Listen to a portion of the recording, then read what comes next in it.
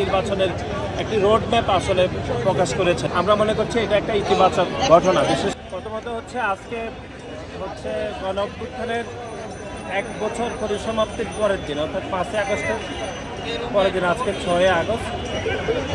গতকাল রাষ্ট্রীয় বিভিন্ন প্রোগ্রাম ছিল, সেজন্য আমাদের দলের পক্ষ থেকে রাষ্ট্রীয় প্রোগ্রাম যেন কোনোভাবে বিঘ্নিত না হয়, সেজন্য গতকালের র্যালিটি আজকে করা হচ্ছে। তারপরে নগরবাসীর হয়তো সাময়িক কষ্ট হবে, সেজন্য আমাদের দলের পক্ষ থেকে আগাম দুঃখ প্রকাশ করা হয়েছে।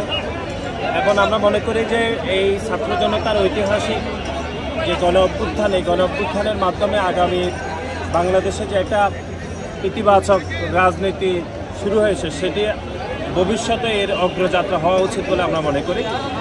এবং একই সাথে গতকাল আপনারা দেখেছেন যে দুটি গুরুত্বপূর্ণ ঘটনা ঘটেছে। একটি জুলাই সনদের আনুষ্ঠানিক ঘোষণাপত্র, যেটি গণপ্রজাতন্ত্রী বাংলাদেশ সরকারের প্রধান উপদেষ্টা দিয়েছেন, এবং একই সাথে নির্বাচনের একটি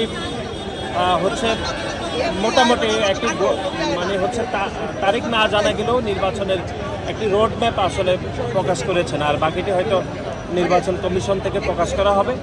আমরা মনে করছি এটা একটা ইতিবাচক ঘটনা। বিশেষ করে গণ-অভ্যুত্থানের যে ব্যাকগ্রাউন্ড, সেই ব্যাকগ্রাউন্ডটাই আমরা স্পেসিফিকভাবে যদি লক্ষ্য করে যে একটি জনগণের সরকার প্রতিষ্ঠা ছিল না বলেই বাংলাদেশে গত 17 বছরে প্যাসিবাদ তৈরি হয়েছিল।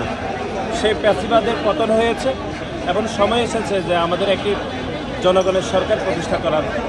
সেজন্য আগামী ফেব্রুয়ারি মাসের মধ্যে যে জাতীয় নির্বাচন অনুষ্ঠান হওয়ার যে ঘোষণা, যেটি প্রধান উপদেষ্টা দিয়েছেন, আমার কাছে মনে হচ্ছে এটি একটি ইতিবাচক ঘটনা এবং বাংলাদেশের সকল রাজনৈতিক দলগুলো এখন নির্বাচনমুখী হবে এবং একটি জনগণের সরকার প্রতিষ্ঠা করার জন্য জনগণের কাছে ফিরে যাবে বলে আমি মনে করি।